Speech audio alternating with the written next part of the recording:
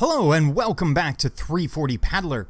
Today I want to try and capture the 340 culture because it's so different from so many other athletic endeavors that you may have encountered, running a marathon or adventure racing or anything else. We're all in this together. Ultimately, we're all looking for this medal. The only participation medal that has possibly ever counted. So, what are we? Well, we're a very different kind of family.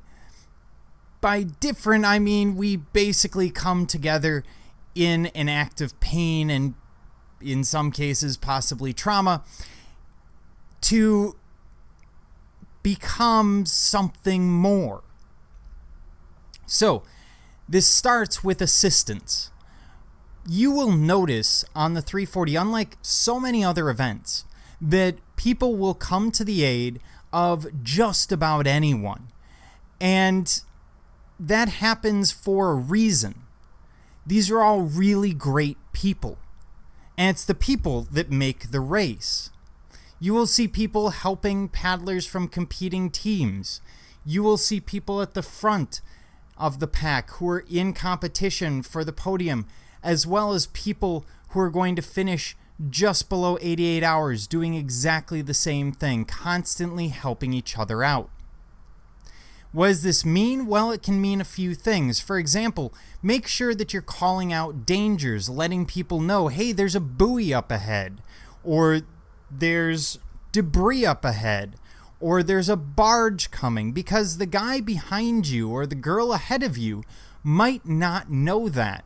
They might be in their own world of suffering. They might be listening to an iPod or something. Okay, maybe not an iPod, but they might be listening to something, and they might not see or be paying attention to what's happening. So make sure that you're helping everyone else look out. Also, paddle with the suffering. This is an experience that I had in 2012, my first year. I was hurting really badly coming into Glasgow. And a paddler by the name of Brett Durfer came up and paddled with me from Dalton Bottoms into Glasgow. And I know he slowed down for me, and you're not going to slow down that much. You're constantly moving. You're constantly getting ahead. So don't worry about it affecting your overall speed. A tenth or two is not going to kill your race.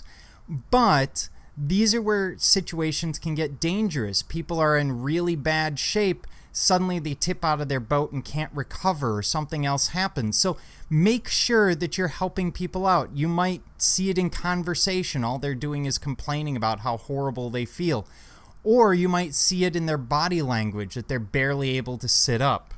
If it's really bad, be sure to call a safety boat. In terms of ground crew, I tell my ground crew to assist anyone as long as it doesn't affect my race, basically. So in other words, I always pack extra stuff. I always have extra stuff. Most of the stuff that I have can be resupplied right there in Missouri by stopping by Walmart. All of those things can be given away. If you need batteries or water or something like that, you can find my ground crew, and absolutely they will help you out. And I'll tell you, I've gone up to ramps and had other people's ground crews carry my boat. I've had other people's ground crews provide me with batteries, with water, with ice cold Coca-Cola, whatever it is. And this is the culture of the 340. I highly recommend you tell your ground crew the same thing. Help out anyone you can. Yes, there are some things that you can't resupply, you can't replace, and you absolutely need. That's fine, but help each other out. When it comes to the volunteers, remember that they're volunteers. The guy catching your boat at the boat ramp, he's not being paid for it. He doesn't know if you have a carbon fiber boat or if you have something that's fiberglass, wood, or aluminum. He's just trying to help you get out of the boat. So keep that in mind. And make sure that you thank the volunteers. There are over 150 volunteers helping out on this race. thank them for their service. If everything works out, this will be a fantastic race. You might even get addicted to it. You might be thinking, you know what, I'm just going to do it this 1 year. I'm just going to say that I did it. And then 5 years later, you're making videos about the MR340 and about to do your 6th. You never know. If you have any questions, comments, concerns, quarrels, qualms, quandaries, or curse words, please leave them in the comments below. Otherwise, this is 340 Paddler, hoping that you keep your paddle in the water.